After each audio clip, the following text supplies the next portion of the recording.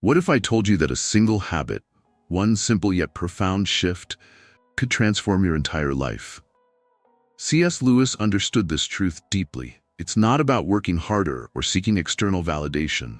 The secret is within you, shaping your reality every moment. Master it, and you master life itself. The conversations we have with ourselves shape our lives more than we realize.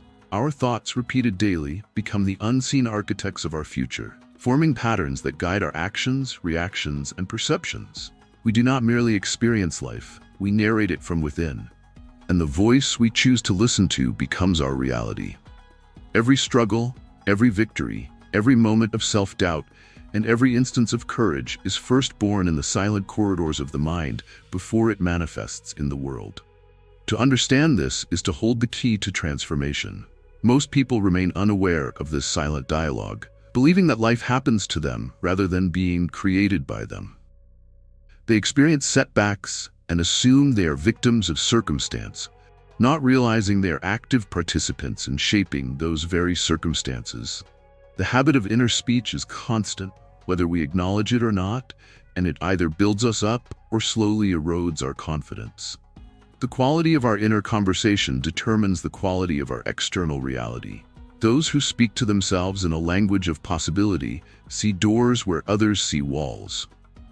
Those who rehearse failure in their minds meet it again and again in their lives. There is nothing mystical about this principle. It is practical, logical, and observable. When we expect rejection, our body language changes, our tone shifts, and our presence becomes less confident.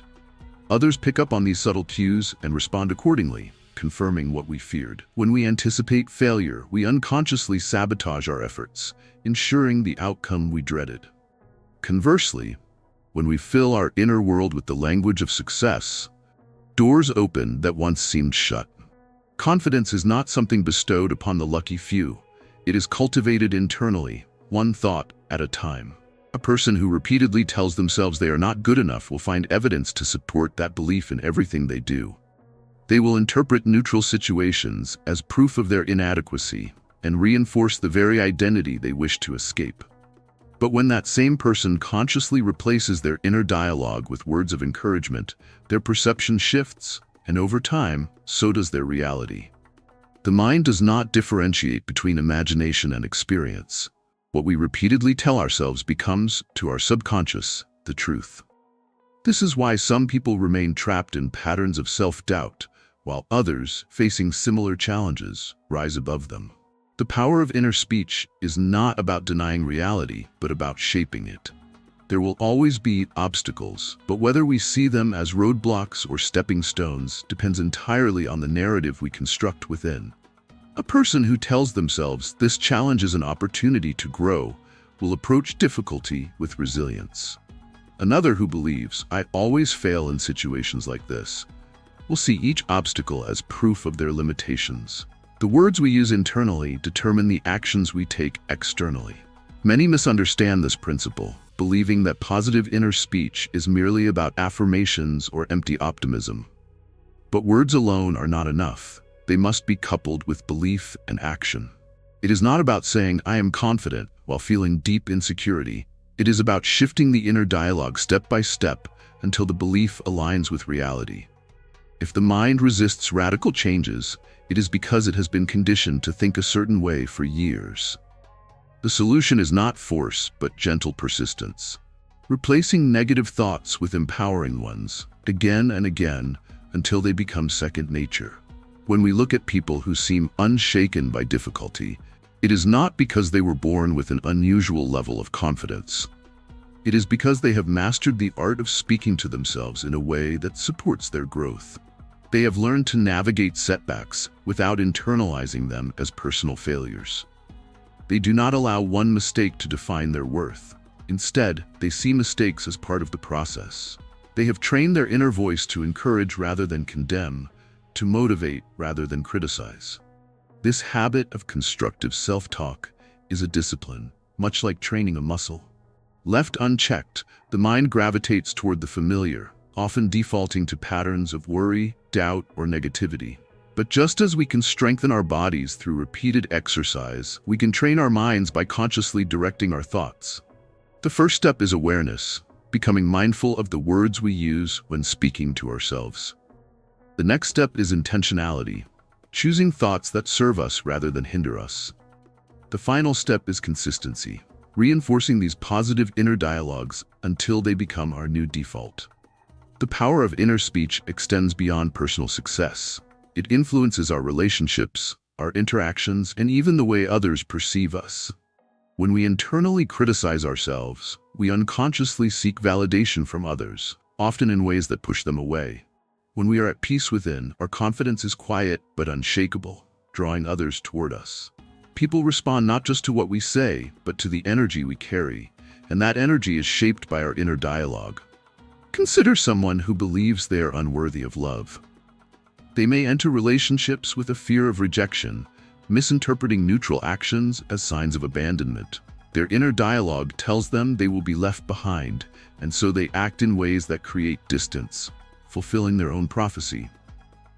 On the other hand, someone who believes they are worthy of love carries themselves differently. They do not grasp for approval or fear losing it.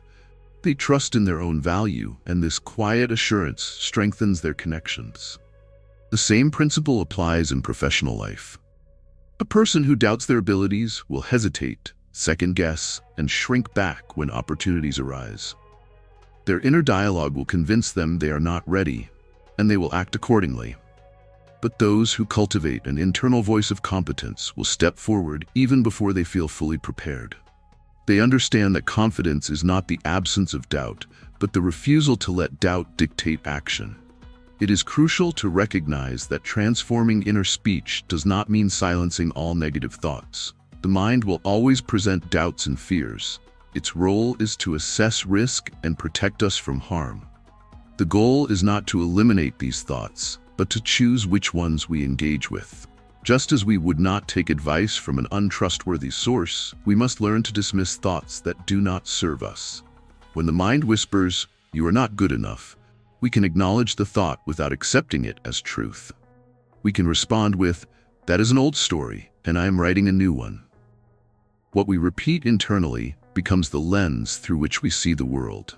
If we narrate life as a series of struggles, that is what we will experience. If we narrate it as a journey of growth and possibility, our perception and reality will shift accordingly. This is not mere psychology. It is the way human beings are wired. Our thoughts precede our actions, and our actions shape our lives. Every great transformation begins with a change in inner speech. No one suddenly wakes up confident, successful, or fulfilled. They become so by choosing, moment by moment, to engage in conversations that lead them toward those states. The process is not instantaneous, but it is inevitable for those who persist. Over time, the mind adapts to its new language, and what once felt unnatural becomes second nature.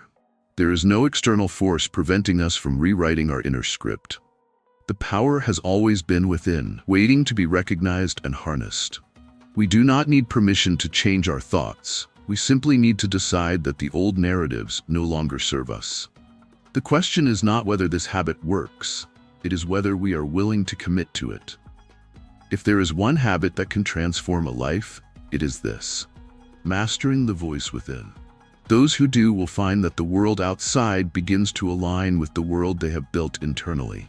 Those who neglect it will continue to see their lives shaped by unconscious patterns. The choice is always ours. The time to begin is always now.